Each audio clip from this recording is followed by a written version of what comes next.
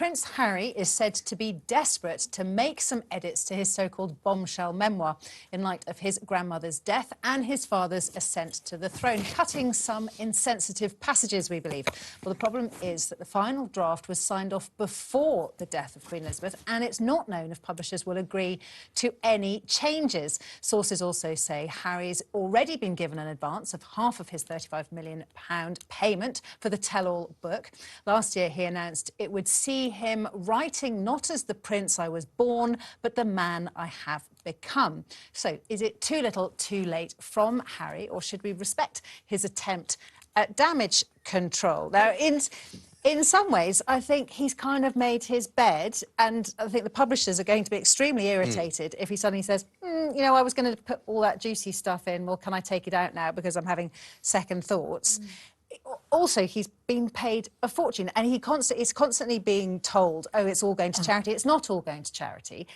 The profits, I believe, are going to charity. Yeah. The forward, you know, the advance that he was given, I think, is going to Harry. That's part of the cost. Yes. Yeah, that's part of the cost, and I don't think that's going to... So I think there's a bit of weasel words on that. I think he's really in a sort of damned if he does, damned if he doesn't situation. I mean, that's probably because he wrote a tell-all book about the royal family, which he probably should never have thought about doing in the first place. You know, the idea that he now thinks that maybe he doesn't want to say the things that he felt when he wrote them or when he told them to somebody else who wrote them down. You know, the whole thing is a mess. I mean, I said this the other week. I think Afia was here that night. I think you were as well. And I said, you know, it's all going to depend on what happens when he goes back and what happens with the book.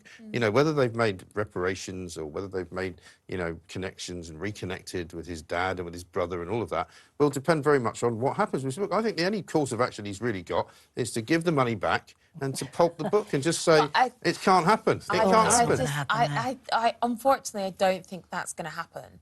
But it should, though. I would like to think that if you're Prince Harry, you can say, hold on, can I just make some edits? You know, the Queen, who was my gran, has died. I'd like to make some edits, but I just don't think he'll be that lucky. And actually, I think it would be nice if he could make some edits and perhaps add a chapter. You know, so much has happened over the past, you know, few weeks, and add that in. You know, she was 96. Exactly. She can't died. be in a shock. Can he? No, she died. No, I mean, it's awful, and it's always a shock. Even if you're expecting it, it is always a shock.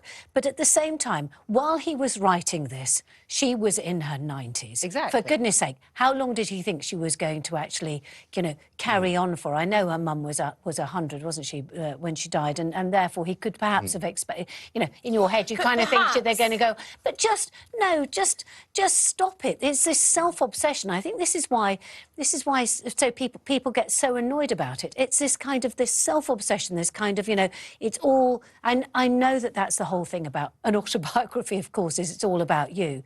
But, you know, all I was going to say is, you know, surely you should have just a thought to the other people who are going to be reading it, is what I was going to say. Just crash and burn them. Yes, exactly. But perhaps relations have defrosted somewhat since this visit, and he is having second thoughts that he didn't think he would have. I don't know. Nobody knows really, do they? But perhaps that's what it is. Should the publishers actually show a bit of sensitivity here as well? I mean, sometimes it's not just about the money.